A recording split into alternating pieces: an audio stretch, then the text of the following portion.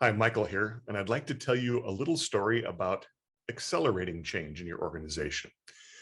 Oftentimes, I'll talk to my clients and they'll say, we really need to change the culture in this organization. We need it to happen across the organization, and we need it to happen faster than it's happening.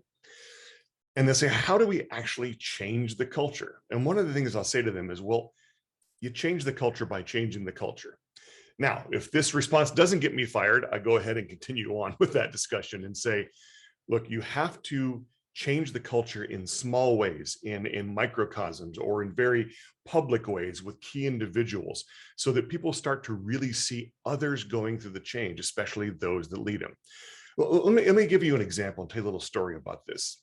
Um, a very, very large technology firm has been working on their cultural change relatively successfully, but for some time now. But they knew that cultural change was crucial and critical to their strategy and their own transformation.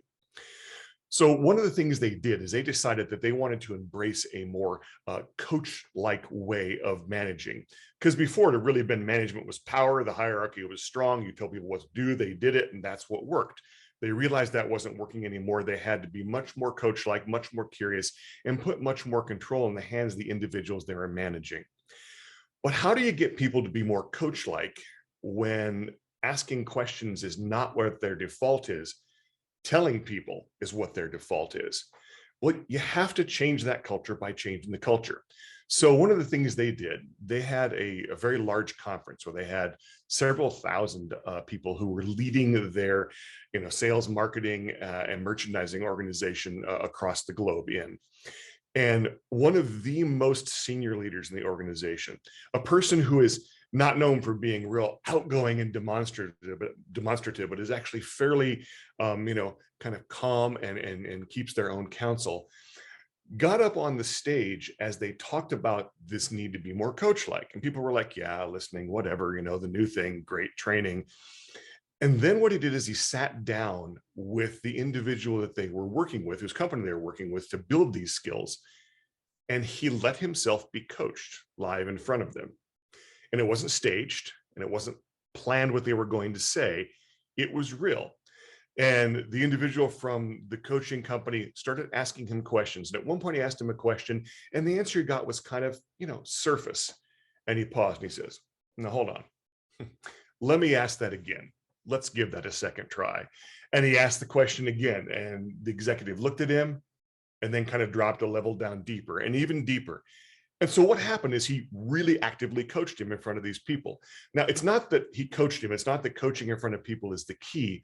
The fact is this was the behavior change they were looking for. And he role modeled it. He demonstrated it in a way that was real and palpable, and quite frankly, caused a ripple through the entire auditorium, because this was not normal behavior for him. This was very different. And that's what they saw. They saw that it was okay to do this new thing, do something very different, behave in a different way, and that it was all right. It was all right for the most senior people in the organization. So it created that sense of psychological safety to actually start to be more coach-like, which is the behavior, or one of the key behaviors they were going for in changing the culture. So I tell you this story to say that this may not be the answer for you, is not about a coaching program, although it may be. But the answer in how do you change the culture is you change the culture by changing the culture. And if you need to identify those ways of doing that, if you need to find those coalitions of the willing, those inflection points that you can work with, the individuals and the groups, that by changing the culture there momentarily in a microcosm will start to shift the whole culture. We'd love to talk with you and help you find out where those points are, figure out what to do with them, and accelerate the change that you're already trying to undergo, moving it faster, making it more effective, changing your culture by changing your culture.